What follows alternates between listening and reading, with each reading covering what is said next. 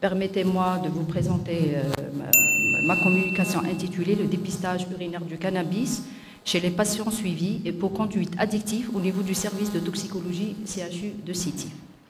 Donc, j'aimerais bien partager en premier lieu l'expérience du laboratoire de toxicologie, mais le message que je veux passer, c'est un message de sensibilisation et je veux également, à travers cette conférence, tirer la sonnette d'alarme vis-à-vis donc des phénomènes que représente actuellement un problème de santé publique qui est la consommation de drogue.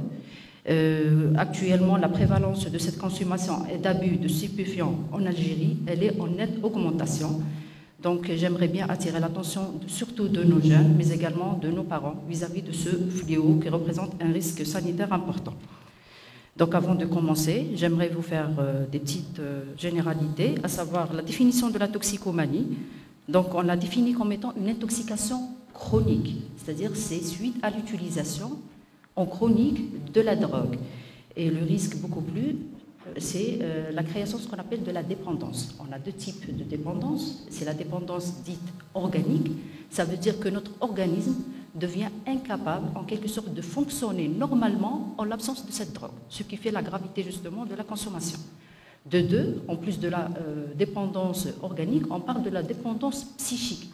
C'est-à-dire, même psychiquement parlant, l'organisme ou l'être humain ne peut pas s'en passer de la consommation, puisqu'il est tout le temps à la recherche de cette euphorie, de cette sensation de bien-être, de confiance, qu'il la recherche tout le temps suite à la consommation de cette drogue. Donc, on parle également de problèmes d'accoutumance, de tolérance, où l'individu il a toujours besoin d'augmenter la dose afin d'avoir toujours les mêmes effets recherchés. La drogue, en effet, est définie comme étant toute molécule psychoactive, c'est-à-dire elle agit au niveau du système nerveux central. Elle peut être naturelle, l'exemple type qu'on connaît tous, c'est le tabac. Également l'exemple du cannabis, la drogue qu'on va citer après. Les opiacés, extraits du pavot, la cocaïne à partir du coca, mais également synthétiques. Les synthétiques, c'est des médicaments déviés pour des fins toxicomanogènes, chose actuellement, ça a devenu la tendance en quelque sorte, je vais donner des exemples, ou bien, donc ça peut être complètement des drogues dites synthétiques. Pourquoi généralement les jeunes, puisque généralement la consommation elle débute à jeune âge,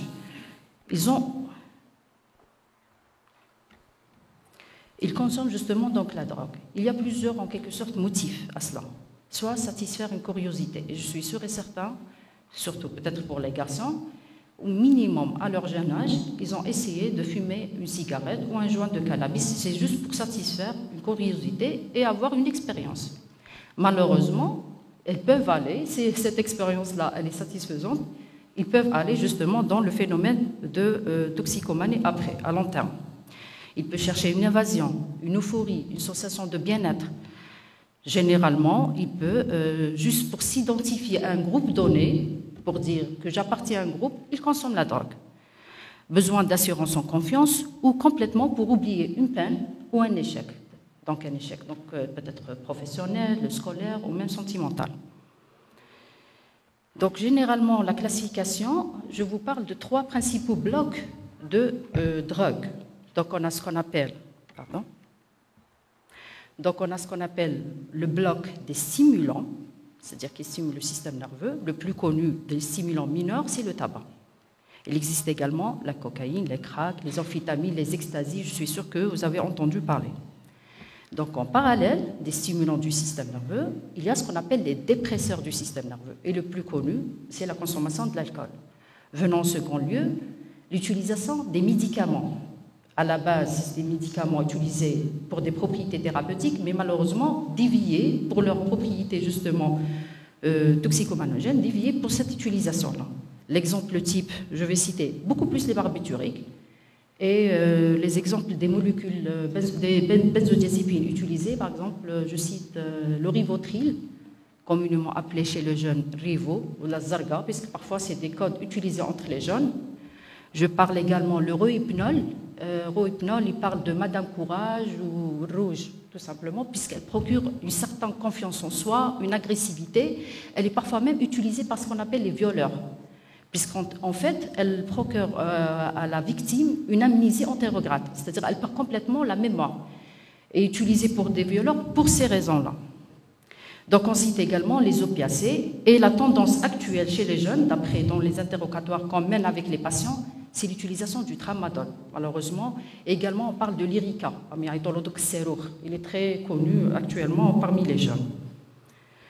Donc pourquoi j'ai choisi justement le cannabis? Puisque le cannabis constitue la drogue illicite, puisque le tabac reste une drogue qui est réglementée.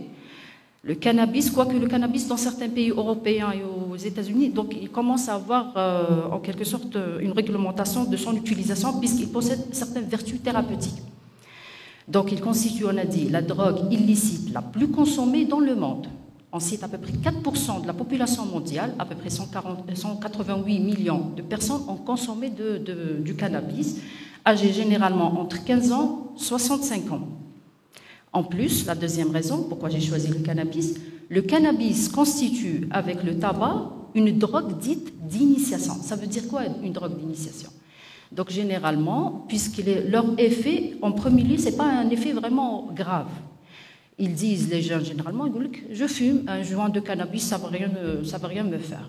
Mais malheureusement, ça peut amener par la suite, à long terme, aux jeunes à consommer d'autres drogues. C'est pour cela qu'on parle d'une drogue d'initiation. C'est-à-dire, yibda bil cannabis, on va dire autre chose. C'est opiacé, l'Irica, et on va voir justement dans les résultats de notre étude que généralement, il y a une polyconsommation de drogue, c'est-à-dire cannabis associé à d'autres molécules. Donc également, le cannabis constitue la drogue la plus fréquemment consommée chez les jeunes. Donc le cannabis il se présente sous forme généralement, donc je vais aller rapidement. La feuille elle est très caractéristique, on parle des feuilles dites en éventail, et comme vous voyez, c'est les sommités florales qui sont séchées et consommées après. Et le plus connu qu'on le connaît, c'est le chanvre indien qui constitue la forme de drogue. Donc on parle soit de l'herbe, c'est en fonction de la teneur en THC. Le THC, c'est le tétrahydrocannabinol, c'est la molécule psychoactive qui procure justement donc, la sensation de bien-être que recherchent les toxicomanes. Bon, il est généralement fumé en joint, c'est-à-dire l'herbe est séchée et il est fumé en joint. Le marijuana, par exemple en Tunisie, on parle de taklouri. La résine, c'est la forme plutôt la plus connue et commercialisée. La résine, c'est quoi? C'est tout simplement c'est de la poudre obtenue par tamisation et par la suite compressée en plaquettes. C'est la forme qu'on connaît tous. Chez les jeunes, soit chicola ou généralement, c'est des termes utilisés par les jeunes. Même le hashish. La teneur le THC, tétrahydrocannabinol, peut aller jusqu'à 20%. C'est-à-dire, en termes d'effet, elle est plus puissante. Donc, je vais passer rapidement l'huile. Elle est rarement utilisée pour des fins toxicomanogènes. Et on a également les formes, ce qu'on appelle les cannabinoïdes de synthèse. C'est-à-dire qu'ils sont synthétisés et commercialisés, comme vous voyez, dans des sachets appelés Spice. Ou bien commercialisés sous forme complètement de gouttelettes. Donc, la personne, lorsqu'elle veut les consommer, elle les met dans des papiers buvards et les consomme après.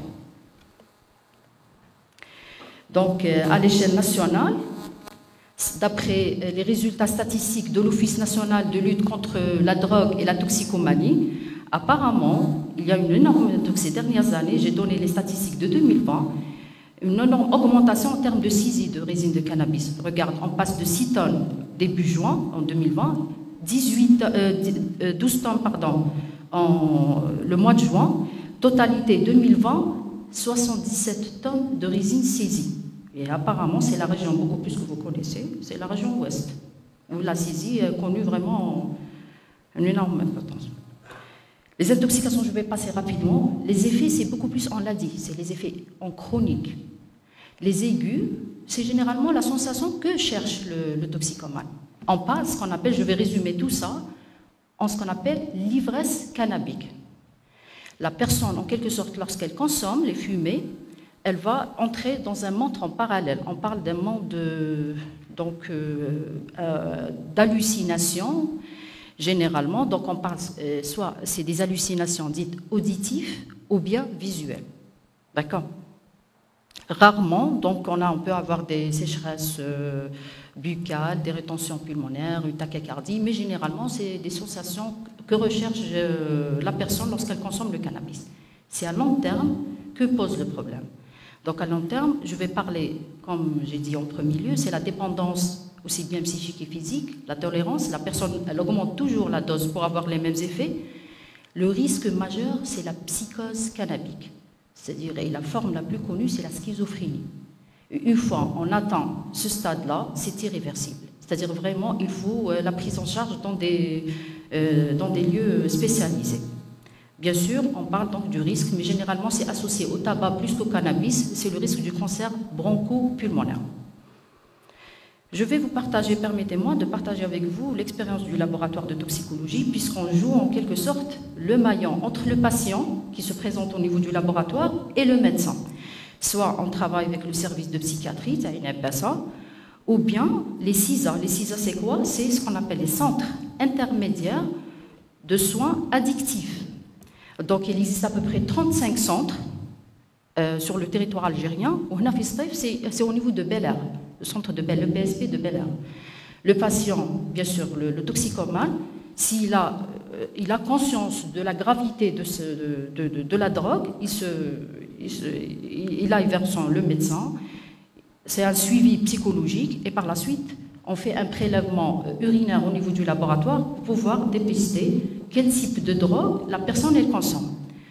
Également, on travaille les urgences médicales et la médecine légale. Donc ici, je vais beaucoup plus aller vers l'exploitation des résultats issus donc, de CISA ou bien la psychiatrie dans un cadre ce qu'on appelle de suivi de la pharmacodépendance de ces personnes-là.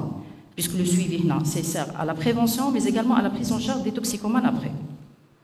Donc je vais exposer devant vous les résultats d'une étude rétrospective d'à peu près 400 cas qui est recueillis au niveau du service de toxicologie entre 2017 et 2020.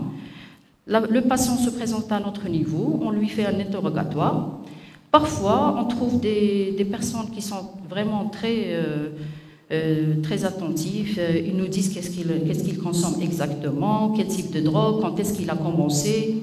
Et parfois, la personne elle nie complètement si elle consomme. Généralement, c'est des jeunes accompagnés avec leurs parents.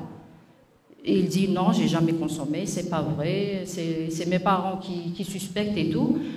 On essaie en premier lieu d'entretenir avec eux une relation de confiance beaucoup plus. Et par la suite, c'est un prélèvement, c'est à notre niveau qu'il se fait le prélèvement urinaire pour éviter toute dérive. Un prélèvement urinaire est effectué et on fait ce qu'on appelle un dépistage.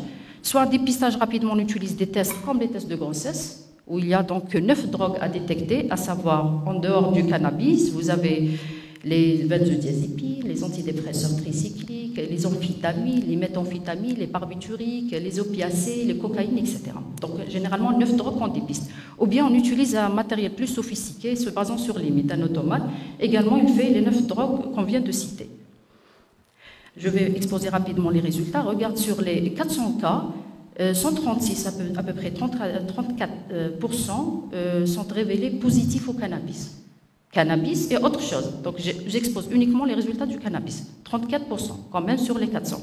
Sachant que les 400, c'est des personnes volontaires. Ils voulaient faire ou généralement amenés par leurs parents. C'est-à-dire qu'on n'a pas vraiment la situation réelle du terrain. Voilà. Si je parle de l'âge, quand même, sur les cas positifs, entre 11 et 20 ans, c'est les consommateurs de cannabis. C'est vraiment grave. Entre 21 et 30 ans, donc on a à peu près de pourcentage de 30%. C'est-à-dire la tranche d'âge la plus touchée, c'est les jeunes personnes, entre 11 ans et 20 ans. Si sur la base des déclarations des toxicomanes, regarde l'âge de début de consommation. Lorsqu'ils disent quand est-ce que vous avez commencé la consommation, on a quand même 3 cas qui ont commencé à l'âge de 10 ans. Et la majorité, donc 18%, on va dire 19%, ils ont commencé à partir entre 11 et 20 ans. C'est vraiment très, très précoce.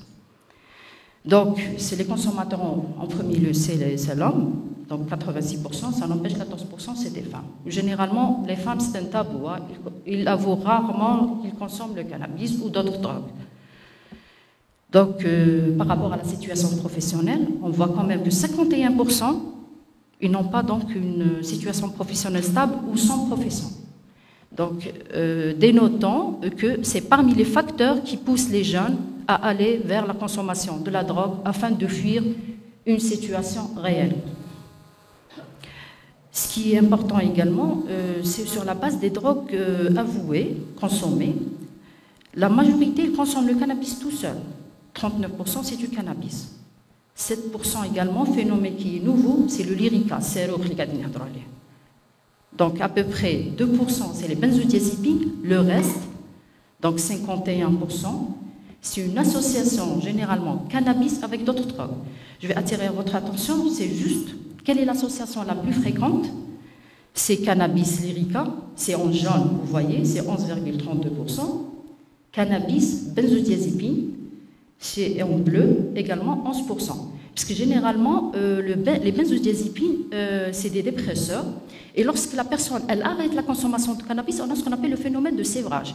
La personne elle devient agitée, agressive. Donc pour calmer un petit peu les effets secondaires du cannabis, il consomme un dépresseur. Il se calme avec les benzodiazépines. Ou l'Irica, il procure également la même chose. Chose également qui est importante, on note également les autres associations de l'ordre de 2%, cannabis, cocaïne, oui, il ne reste pas trop. Et les autres opiacés.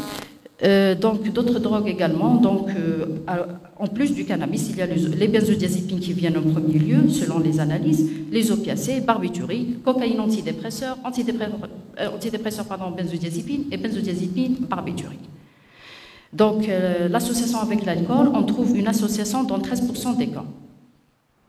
La prise en charge, heureusement, donc, il y a ce qu'on appelle les CISA, que je viens de citer. Donc la personne, elle se fait chez la personne volontaire, ayant pris conscience du risque qu'elle encourt vis-à-vis de la consommation de la drogue. Il y a une prise en charge psychothérapeutique, une prise en charge pharmacologique par l'utilisation de certaines thérapies, se basant essentiellement sur de neuroleptiques, à savoir l'aldol, et certains antidépresseurs. Donc en conclusion, je dis que la consommation du cannabis représente un fléau majeur dans notre société. C'est une réalité qui est là, malheureusement. Il présente un problème de santé d'ordre public et qui rend l'usage interdit de le dépistage, puisque le dépistage urinaire toxicologique va nous permettre de mettre un système d'évaluation et de suivi des cas d'abus et de pharmacodépendance aux substances dites psychoactives. Donc on repère ainsi le risque sanitaire afin d'assurer une prise en charge secondaire et adéquate, soit au niveau des CISA, soit complètement, c'est des centres d'hospitalisation. Il y a deux en Algérie, celui de Blida et celui d'Oran. Et l'Algérie, justement, donc, a mis en place, je vous ai mis en lien la liste des CISA existants à l'état territoire national. L'Office national, justement, il reste, et le rôle, c'est quoi? C'est de repérer les cas à l'échelle nationale afin de mettre des systèmes de prévention. Je vous remercie pour votre attention. Comme ça.